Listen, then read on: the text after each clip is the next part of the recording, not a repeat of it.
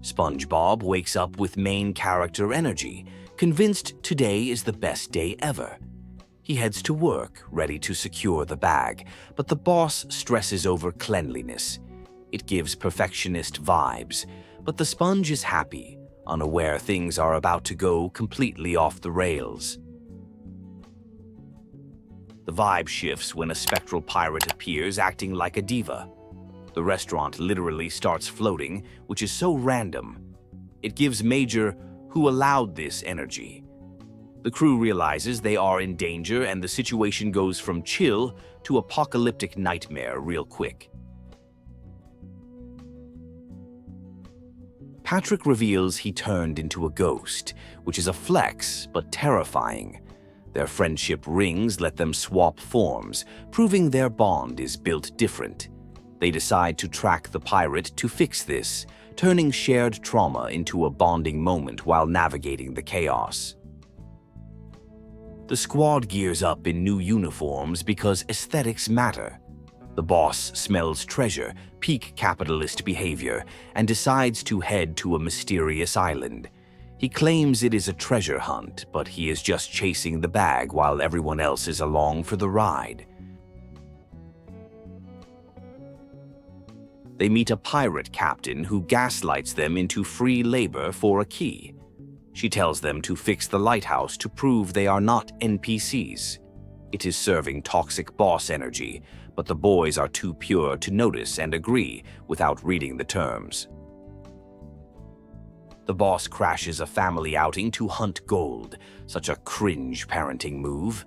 The jungle gives spooky vibes, but he is too obsessed with the payout to care. The group tries to vibe, but the atmosphere gets tense, and this is definitely not a chill vacation. The group navigates the jungle, dealing with obstacles like a platformer game. The starfish uses belly button lint to solve a puzzle, which is disgusting but effective. They realize the map might be lying, but the boss is too deep in delusion to turn back now. They breach the lair, finding out the enemy ghosted them. Clues hint the pirate went to roast the Sea King, scaling up the drama. The boss finds fake gold and has a total meltdown, which is hilarious but also kind of sad as his dreams shatter. The team decides to crash a Royal Gala where the tea is being spilled. A squirrel friend tries to coordinate, but a tiny rival lurks in the background plotting. It is a classic case of too many cooks, and the communication is absolutely cooked. The boss tries to assert dominance, but the squirrel checks him. They fly toward the palace, but getting in is hard since they are not on the list. The gatekeeping is real, and they have to figure out a way to finesse their way inside. The boys get rejected by the bouncer for not being fancy enough. It gives exclusivity.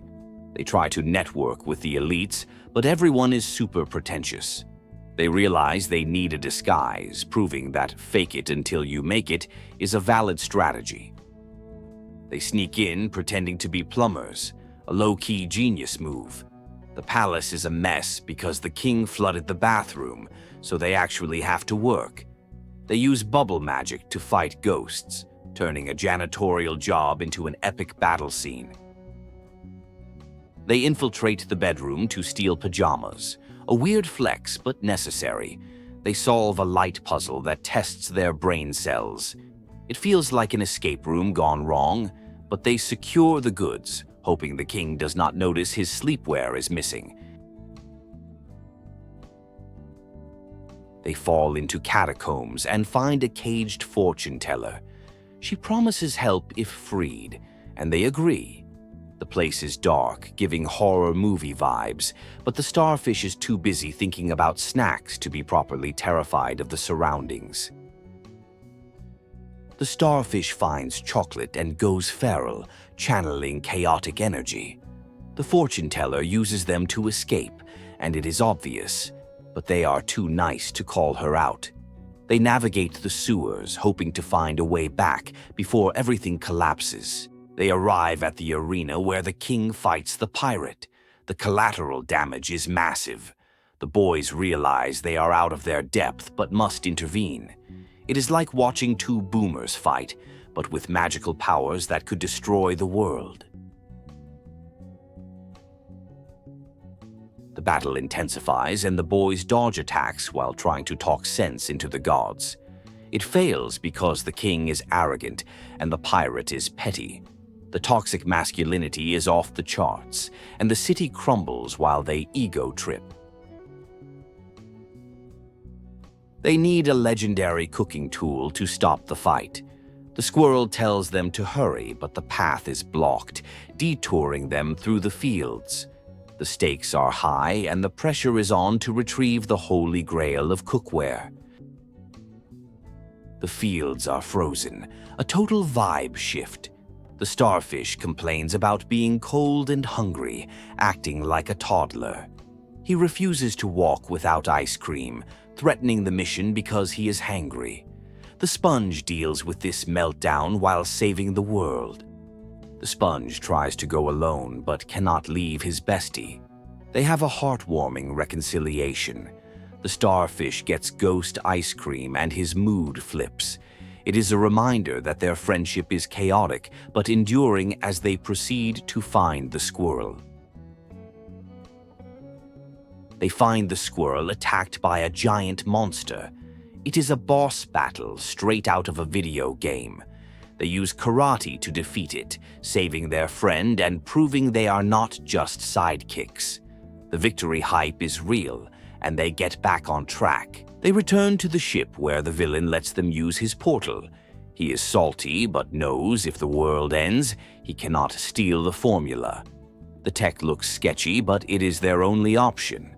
They jump through, hoping they do not glitch out. Back in town, everything is messed up with weird geometry. It is like the multiverse broke. They navigate the broken city to the museum. They grab the golden tool, feeling the power of the ultimate chef. It is time to end this nonsense.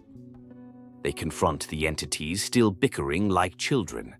The sponge uses the tool's power, radiating main character energy. He forces the beings to chill, showing a simple fry cook has more sense than gods.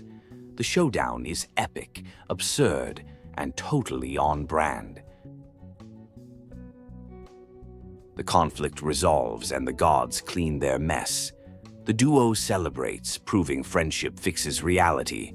The town starts to heal, and even though it was a disaster, they saved the day. They vibe out, ready for the next chaotic adventure.